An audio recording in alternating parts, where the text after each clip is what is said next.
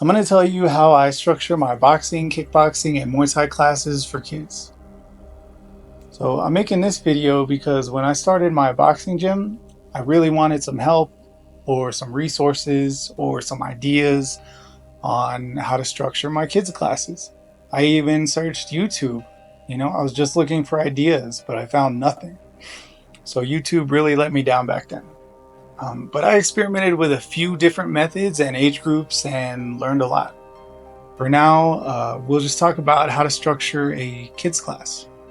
This is what I found works best over the last 2 years with my 10 to 13-year-olds classes. So our classes are 2 hours long and they go like this. We have our kids that show up on time. They work on details and techniques, usually isolated techniques, until everyone else gets there. Once everyone else shows up, we do a warm-up for about 12 to 15 minutes. Then we do a quick break, 1 to 2 minutes max.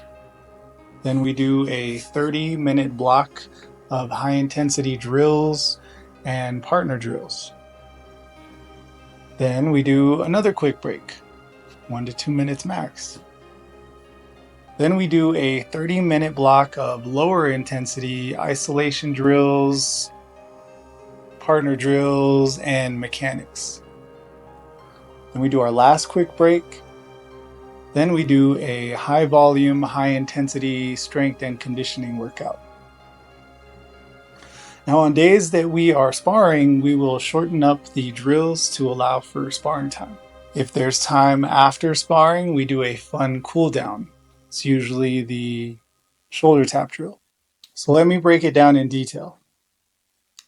As they come in, they work on the back. They're usually working on straight punches because, we harp on that super quick, snappy jab. But it also depends on where they're at. It could be any number of techniques that we hone in on, and that's just while we're waiting for everyone to show up. Usually 5 to 10 minutes.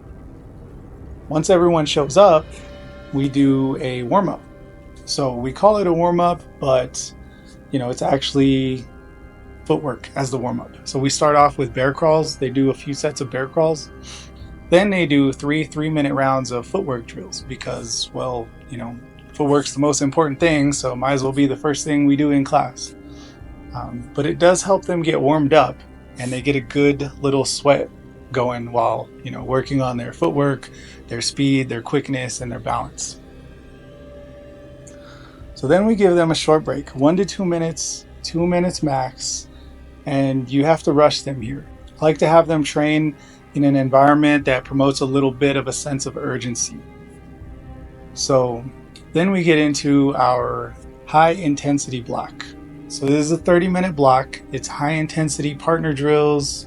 It's usually based on movement with kicks, movement with strikes, endurance drills, a lot of high intensity combos, a lot of defense. It's usually not a time where we're working on new techniques. This helps them, get their bodies dialed in. And we usually get about 3 to 5 sets of drills in this one. But, it depends on, partners switching, how fast they're going, if they need help with anything. Then we get another quick break. Keep your breaks short, tell them to grab some water, give them 2 minutes. Then we move into a lower intensity block. This is where we get to tighten up mechanics. We get to isolate techniques. We get to work on things like round punches, slips, rolls, checks, pivots in isolation. Or we get to learn new combos, new strategies, or work on just any weaknesses that we're seeing. Then we do our last quick break. So this is where we tell them to tie their shoes, get their last drink of water, and we move into our high intensity workout. This is high intensity strength and conditioning. It's a survival type of workout. We call it a gauntlet. And we're trying to do this workout every time now because of the volume of training that they get while doing this. They do this for about 25 minutes with almost no breaks. It's very tough. Honestly, most grown-ups would probably not be able to make it through the 25-minute gauntlet. So here's an example of the one they've been doing recently. So first they start off with jumping push-ups. So they have to do this together, they have to count together, and they do 100. Every time they get out of sync, they start over. Now, the first time we did this, I think all we did was push-ups. So they do 100 push-ups together, then they do 100 jumping lunges, 50 on each leg. And they have to, of course, they have to count together, they have to stay together, start over if we can't hear them counting loud enough. Then we do a series of 2-minute rounds, starting with partner bag drills. Now they only have to do 4 rounds of this total, but the catch is that the partner that's not on the bag is waiting in push-up position. This is during the round. Then they switch again, and all they're doing is a round of fast punches and a round of hard punches, and they're taking turns.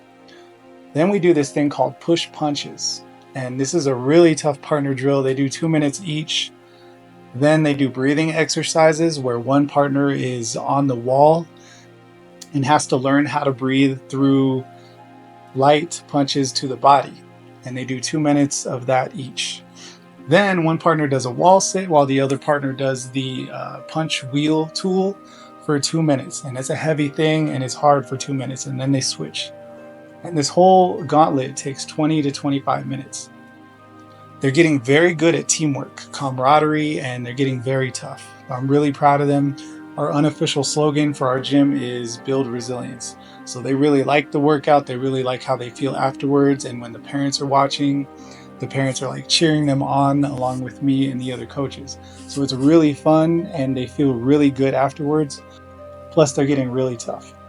Now, if there's a few minutes at the end after all of this, then we do a few rounds of the famous shoulder tap drill. Everybody loves the shoulder tap drill. Now, on days that they're sparring, we usually do a shorter high intensity block and or a shorter low intensity block so they can have some time to spar at the end. And like I always say, make sure your kids are wearing headgear for sparring, because honestly, it just looks way better. Like, it looks so much better to the parents and to the public and to your insurance. So I always tell them they look way tougher with the headgear on, and if they're going to be competing at lower levels, then they need to be used to wearing it anyways. So you could probably switch this stuff around in different ways, but I found that having that lower intensity time in the middle really helps foster an environment of focus. And that's basically how I structure my 10 to 13-year-olds boxing, kickboxing, and Muay Thai classes. If you want me to make a video on specific drills that we do, just to give you some ideas on all the different kinds of drills you can do and what they're for, let me know. If you need help with any of this stuff, reach out to me and I will help you in any way I can. If you are starting your own combat sports gym, you can check out my video on 6 easy steps to start a boxing gym, and there's links to all of that in the description.